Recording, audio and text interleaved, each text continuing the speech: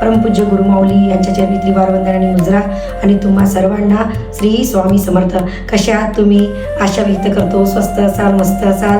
आणि माझ्या या स्वामी लीला यूट्यूब चॅनलमध्ये तुमचे सर्वांचे सहर्ष स्वागत आहे. बघा, सगळ्यात मोठा जर जीवनात कुठला प्रश्न असेल तो म्हणजे आर्थिक प्रश्न आहे. हे आपल्या सर्वांना माहीत आहे, कारण पैशाशिवाय कुठलीच गोष्ट शक्य नाही. पैसा नसेल तर सख्खे नातेसुद्धा आपले स्वतःचे राहत नाही. आणि जर म्हणजे आपल्याला सगळ्यांना सांगायचं एक माझा उद्देश असाच आहे, आर्थिक प्रश्न सगळ्यात महत्त्वाचा आहे. म्हणजे आपल्याला आर्थिक प्रश्न कसा सोडवायचा आहे. मग मी या चॅनलमध्ये तुमच्यासाठी एक सुंदरसा आर्थिक प्रश्न तुमचा कसा सुटावा यासाठी सुंदरसा उपाय तुमच्याकरिता घेऊन आलेली आहे. बिलकुल साधा, सरळ आणि सोपा उपाय आहे. तुम्हाला सर्वांना माहीत आहे की आपले स्वामी मार्गामध्ये नित्यसेवा नावाचा एक छोटासा ग्रंथ आहे.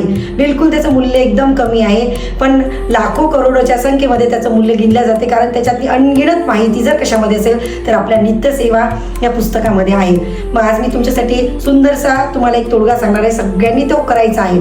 बघा, सोमवारी आणि प्रदोषच्या दिवशी.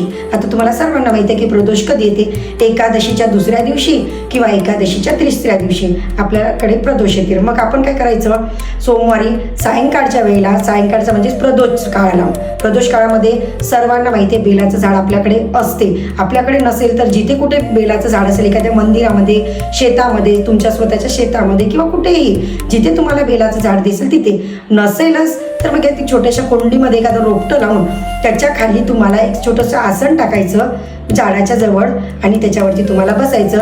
आत पंचोपचार त्याची पूजा करायची. तुम्हाला हळदी कुंकू, एक छान तुपाचा दिवा लावायचा, अगरबत्ती लावायची आणि आपल्या नित्यसेवा या ग्रंथामध्ये श्रीसूक्त आहे आणि ते श्रीसूक्त तुम्हाला बेलाच्या झाडीखाली बसून 16 वेळा तुम्हाला श्रीसूक्त म्हणायचं आहे. आणि 16 वेळा म्हटल्याच्या नंतर तुम्हाला 17 वेळाला हात जोडून फलश्रुती म्हणायची आहे. अतिशय सुंदर आर्थिक प्रश्न मार्गी लावण्याचा जर तोडगा असेल तो म्हणजे श्रीसूक्त बेलाच्या झाडाखाली. आणि प्रदोषच्या दिवशी पण आपल्याला असंच करायचं आहे.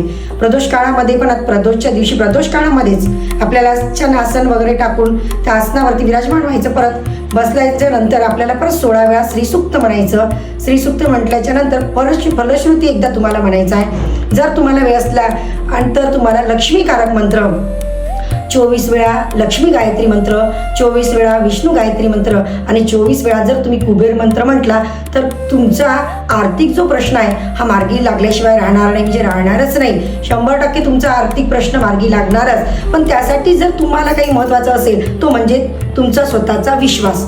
जोपर्यंत तुमचा विश्वास दृढ होत नाही तोपर्यंत तुम्हाला कुठल्याही सेवेचा अनुभव हा येणार नाही.